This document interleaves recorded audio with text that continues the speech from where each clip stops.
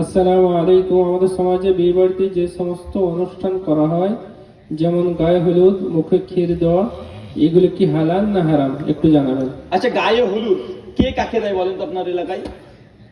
দেন আপনার মেয়ের বিয়ে বা আপনার তোমার বোনের বিয়ে, গায়ে হলুদ কে দেয়?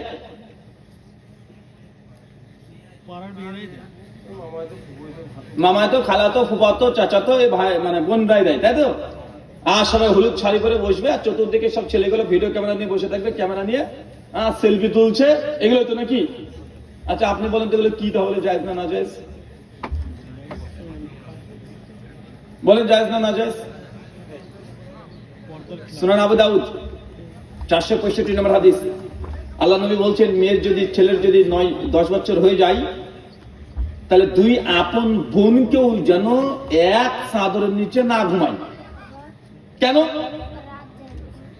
কারণ দুই বোনও যদি এক চাদরের নিচে ঘুমায়, নবী বলছেন শয়তান কখন তাদের মধ্যে অসুস্থতা দিয়ে দিতে পারে। দুই ভাইও যদি এক চাদরের নিচে প্রাপ্তবয়স্ক হয়ে গেছে, 10 বছর হয়ে গেছে, ঘুমায়, তাহলে কখন দুই ভাইয়ের মধ্যেও শয়তান এসে অসুস্থতা দিতে পারে। পারে কি পারে না? পারে কি পারে না? এই যে সমকামিতা LGBTQ চলছে না এখন, এখন ছেলে ছেলে বিয়ে করছে, মেয়ে মেয়ে বিয়ে করছে, করছে কি করছে না? তো এই অসুস্থতা দিয়ে দিতে পারে LGBTQ।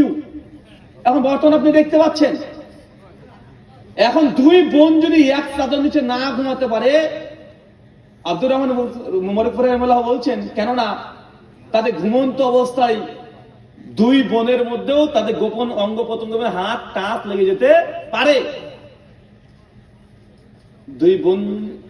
দুই বোনের যদি গোপন জায়গাতে টাচ করতে না জায়েজ হয়, বাড়িতে চাচাতো বোন বলেন, খালাতো বোন বলেন, ফুফাতো বোন বলেন, একটা মেয়ের সিক্রেট অঙ্গ প্রত্যঙ্গতে হাত দিতে পারে? কথা বলেন, জায়েজ?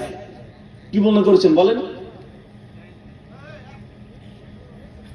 আপনি পুরুষ মানুষ, আপনার সিক্রেট জায়গাতে অন্য কোনো পুরুষ মানুষ হাত দিতে পারবে? জায়েজ হবে? হলুদ কিভাবে মাখায়,